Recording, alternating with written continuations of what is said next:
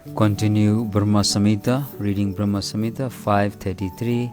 Advaitam achyutam anadim ananta rupam adyan puran purusam navayovanam cha vedesu durlabham adurlabham atma bhakto govindamadi purusham tamaham bhajami. I worship Govinda, the primeval Lord, who is inaccessible to the Vedas but obtainable by pure unalloyed devotion of the soul, who is without a second, who is not subject to decay, is without a beginning, whose form is endless, who is the beginning and the eternal Purusa, yet he is a person possessing the beauty of blooming youth. Advaita means indivisible, truth who is noble, absolute, Brahman, the infinite, emanates from him as his effulgence, and God immanent, Paramatma, as his constituent, but nevertheless he remains one and indivisible. Achyuta means that though myriads of avatars emanate from him as subjective portions and millions of jivas as separated spiritual particles, still he remains intact as the undivided whole of fullest perfection.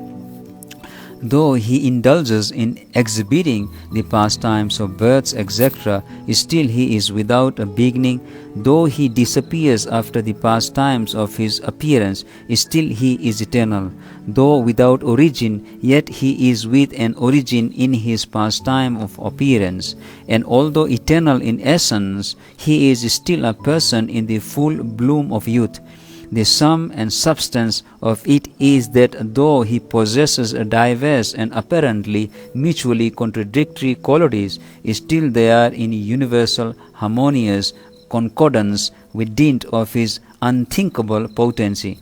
This is what is meant by Chit Dharma, transcendental nature, as distinguished from the material. His graceful threefold bending form with flute in hand possesses eternal blooming youth and is above all unwholesomeness that is to be found in limited time and space. In the transcendental realm there is no past and future but only the unalloyed and immutable present time.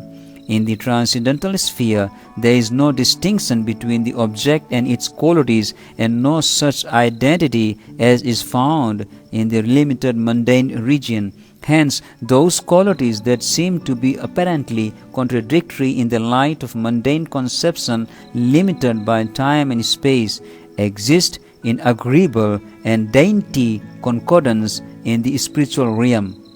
How can the jiva realize such unprecedented existence? The limited intellectual function of the jiva is always contaminated by the influence of time and space, and is therefore not in a position to shake off this limitedness.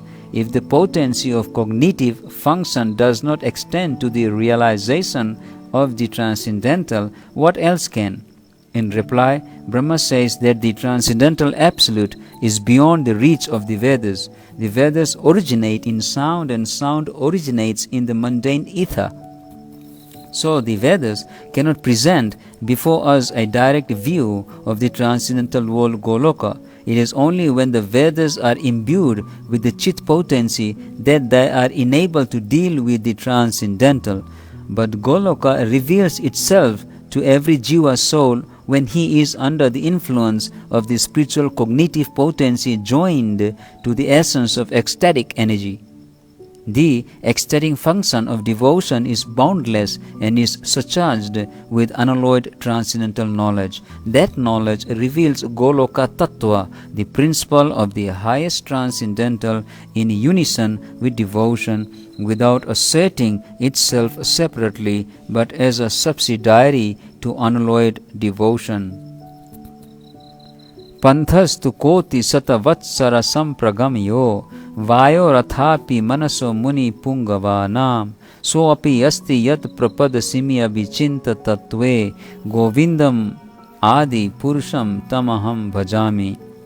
I worship Govinda, the primeval Lord, only the tip of the toe of whose lotus feet is approached by the yogis who aspire after the transcendental and betake themselves to pranayama by drilling their respiration or by the Gyanis who try to find out the non-differentiated Brahman by the process of elimination of the mundane extending over thousands or millions of years.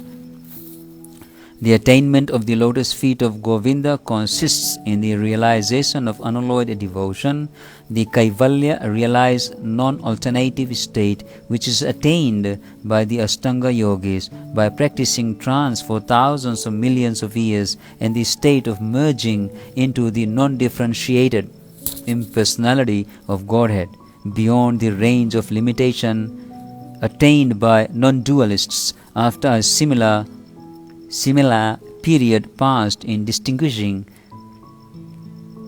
between the spiritual and non-spiritual and eliminating things of the limited sphere one after another by the formula not this not that are simply the outskirts of the lotus feet of Krishna and not the lotus feet themselves. The long and short of the matter is this: Kaivalya or merging into the Brahman constitutes the line of demarcation between the world of limitation and the transcendental world.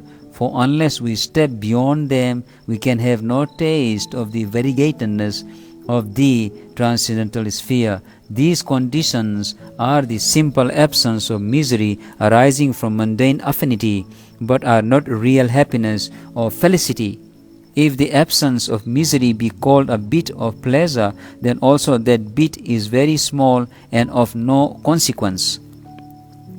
It is not sufficient to destroy the condition of materiality, but the real gain to the jiva is his eternal existence in his self-realized state. This can be attained only by the grace of unalloyed devotion, which is essentially chit or transcendental in character. For this, an abstract and uninteresting mental speculation is of no avail.